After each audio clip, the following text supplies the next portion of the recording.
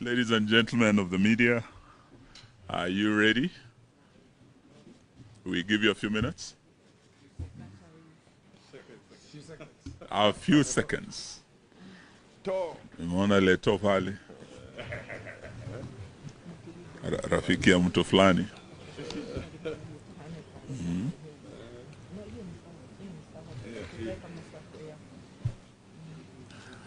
So I think when you're ready, you can give us a signal.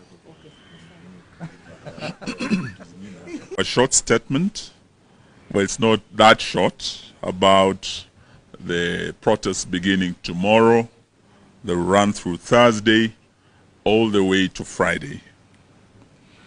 And I wish to start, then I'll invite the Honorable Dr. Stephen Kalonzo Musyoka. We wish to make a few clarifications on developments around our plans for protests that run from tomorrow through Thursday to Friday this week.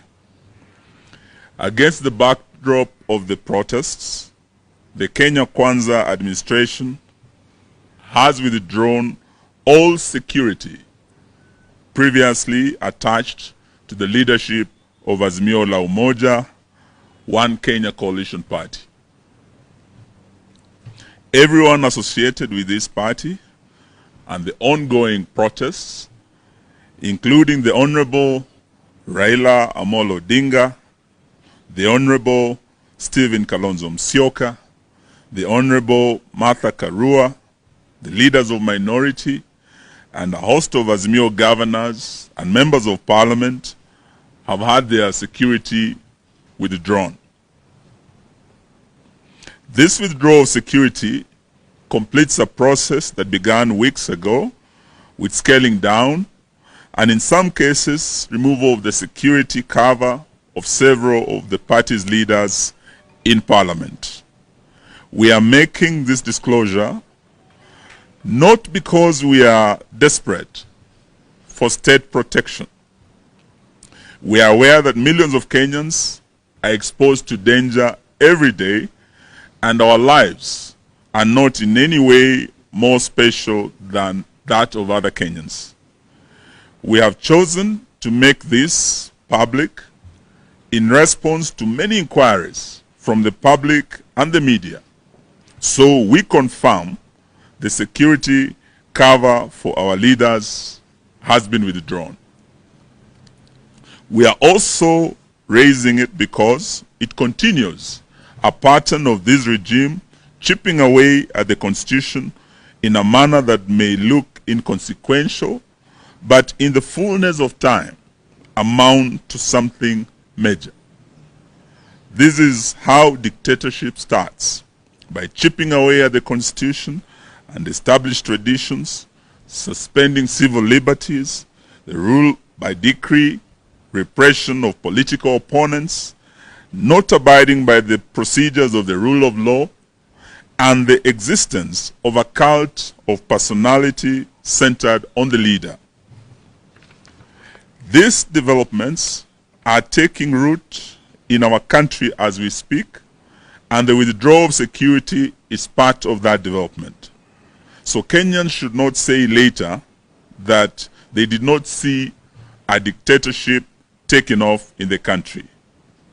The leaders whose security has been withdrawn had them by virtue of positions held in previous regimes. As former Prime Minister, and the Right Honorable Raila Odinga was the second Prime Minister of the Republic of Kenya, and former Vice President Stephen Kalonzo Musyoka was the 10th Vice President of the Republic of Kenya.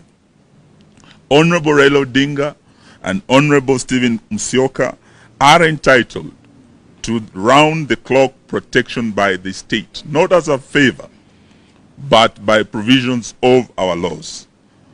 It is expected that a decision is taken to maintain, enhance, reduce the security cover of officers based on intelligence about threats, perceptions faced by these public figures.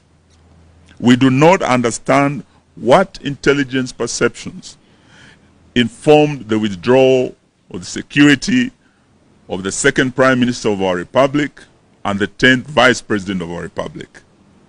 Azimio sees this latest step as a continuation of the Kenya Kwanza signature politics of revenge, intimidation, blackmail, and physical assassination that also abuses the Constitution. We take note that the withdrawal of security has been effected at a time when Kenya Kwanza has revived a properly resourced killer squad named Operation Support Unit under a certain Zachary Kuria, and it is embedded in the official police service for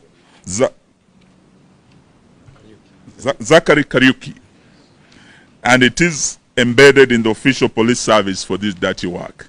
I now wish to invite the Honorable Dr. Stephen Kalonzo Musyoka to make the rest of the statement. Then invite Honorable Karua. Thank you. We have proper, accurate, and detailed information